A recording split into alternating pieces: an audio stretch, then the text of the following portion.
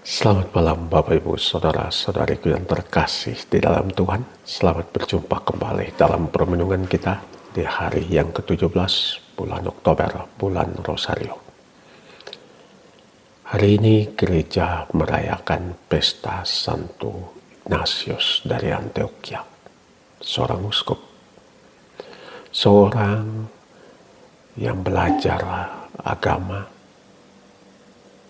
pada seorang yang menjadi saksi kehidupan Yesus, yang menemani perjalanan hidup Yesus dari Rasul Yohanes. Dia diangkat menjadi seorang uskup, menjadi seorang pemimpin, menjadi seorang teladan. Dia meskipun seorang Antioquia, dia tidak dibunuh di Antioquia, tapi justru dia dibawa ke Roma. Di sanalah dia dijebloskan di Kolosium supaya bisa menjadi santapan binatang-binatang buas pada zaman orang-orang Katolik dikejar-kejar, dibunuh dan menjadi martir.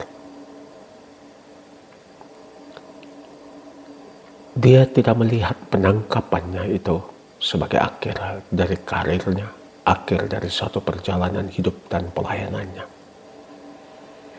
Tapi dia melihat itu sebagai momen, kesempatan bagi dia untuk mewartakan Tuhan, untuk mewartakan kecintanya akan Yesus. Karena itu sepanjang perjalanannya dari Antioquia ke Roma, dia mewartakan kabar gembira, kabar keselamatan itu. Makanya bukan kebetulan pada bacaan pertama hari ini diambil dari surat Santo Paulus kepada jemaat di Efesus. Satu bacaan yang amat indah.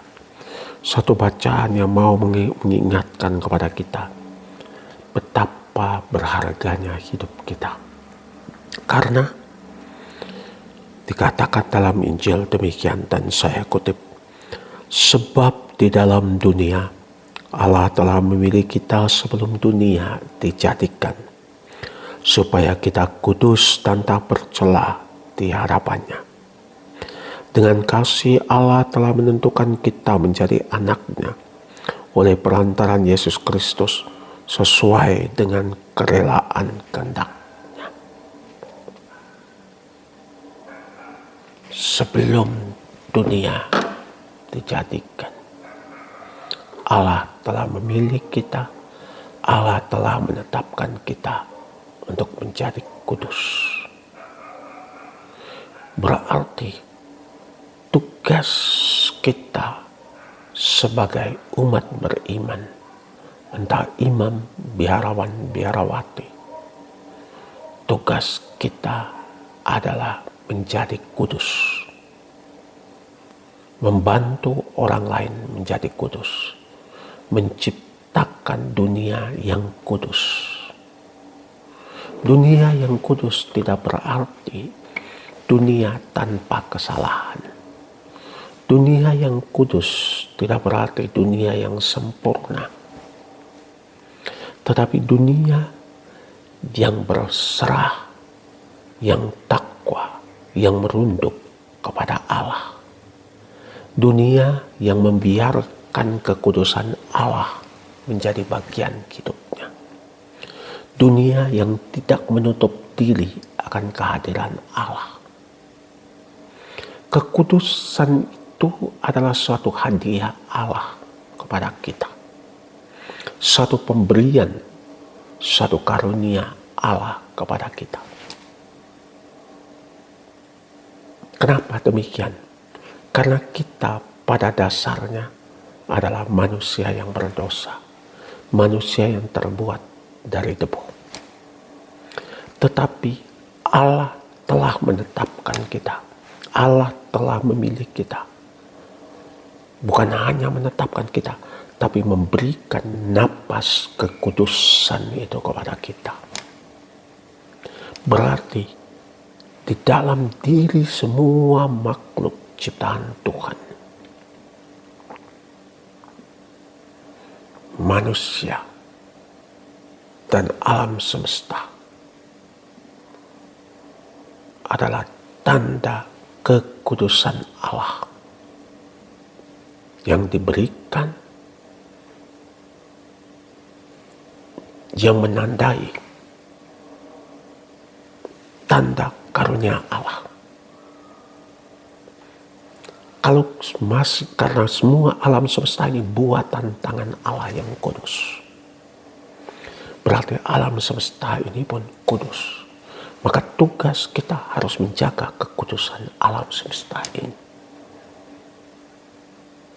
Sebagai manusia, kita diberi napas Allah sendiri. Napas Allah yang hidup, yang kudus itu diberikan kepada masing-masing kita. Berarti setiap kita dilahirkan, dibentuk dalam kekudusan itu. Makanya tugas kita adalah menjadi kudus, bertumbuh dalam kekudusan itu. Bertumbuh di dalam kekudusan berarti membuka diri kita supaya napas Allah semakin merasuki kehidupan kita. Kalau kita ngomong soal napas Allah, kita ngomong soal roh Allah, kita ngomong soal kehidupan Allah, kita ngomong soal rahmat Allah yang diberikan kepada kita. Makanya bernapaskan Allah berarti membiarkan roh Allah menuntun kita. Santo Ignatius dari Antioquia menjalankan hidupnya menjadi seorang martir, tak pernah menyerah, tak pernah menyangkal imannya yang telah dia terima dari Yohanes Rasul. Bertumbuh menjadi orang yang penuh kasih, penuh dedikasi, penuh kesetiaan di dalam menjalankan tugas perutusannya. Dia melihat semuanya, bahkan penderitaan, bahkan terbelenggunya dia, terikatnya dia, terpenjaranya dia, sebagai kesempatan untuk bertumbuh di dalam kekudusan itu. Dengan menjadikan orang-orang di sekitarnya mendengarkan warta kasih Tuhan. Dan apa warta kasih Tuhan yang diwartakan oleh Yesus? Adalah Allah hadir. Kerajaan Allah sudah datang. Kerajaan Allah sudah datang ketika napas Allah menjadi bagian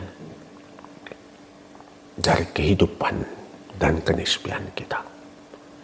Dan kita hanya bisa menjadi kudus kalau kita bisa menerima kerapuhan kita, berdamai dengan kerapuhan kita. Hanya dengan menerima dan berdamai dengan kerapuhan kita, lalu akan ada keterbukaan untuk belajar, untuk bertumbuh menjadi lebih baik dan lebih baik lagi. Jangan menutup kesempatan untuk bertumbuh.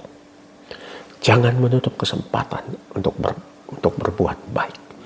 Jangan menutup kesempatan untuk berubah menjadi lebih baik dan lebih baik lagi. Jangan penjarakan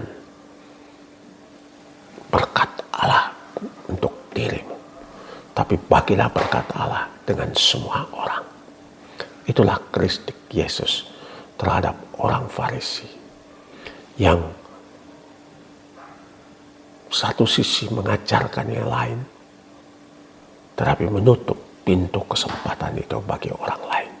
Semoga Allah yang Maha Kuasa memberkati kita, Bapa, Putra, dan Roh Kudus. Amin.